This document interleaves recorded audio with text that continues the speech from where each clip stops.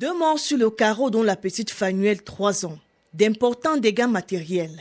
La circulation coupée, de fortes perturbations en énergie.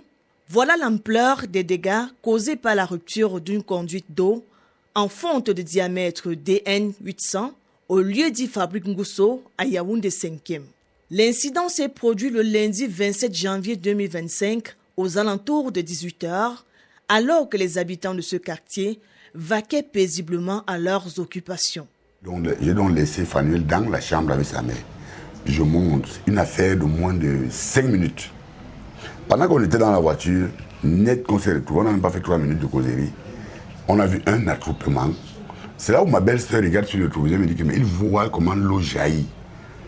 Et il y avait un embouteillage terrible. J'ai donc demandé à ma belle-sœur qu'avec cet embouteillage, il serait bon de partir.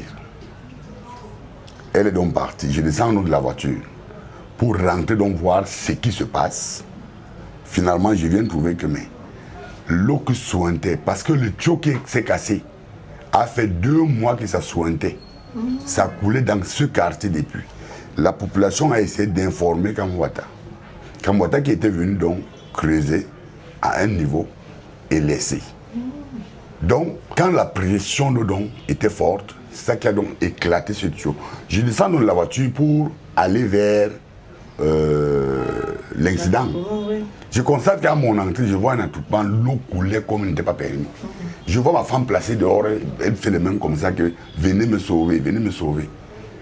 Mais c'est là où j'enlève les babouches, parce que ce n'était pas facile de descendre là pour arriver ici en bas. Alors j'ai forcé. Quand j'arrive là, je vois un monde placé là devant.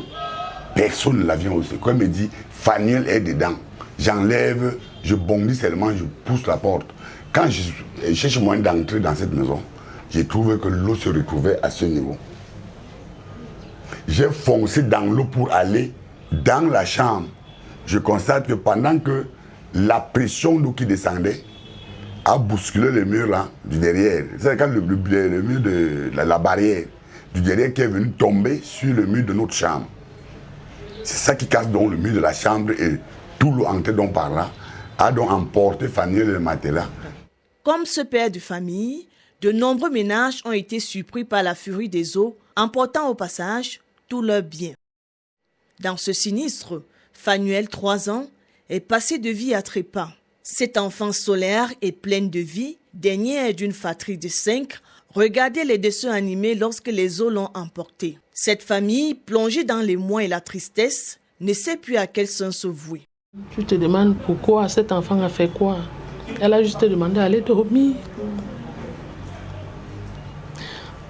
Bon, je ne sais pas si vraiment depuis plus de 2 mois qu'on criait cette histoire d'eau, si on avait résolu le problème, voir que quand tout s'est passé quelques temps après, on a arrangé, on a coupé l'eau, tout est fini. Moi, j'ai même cru entendre ce matin comme si elle m'avait appelé en fait. Donc...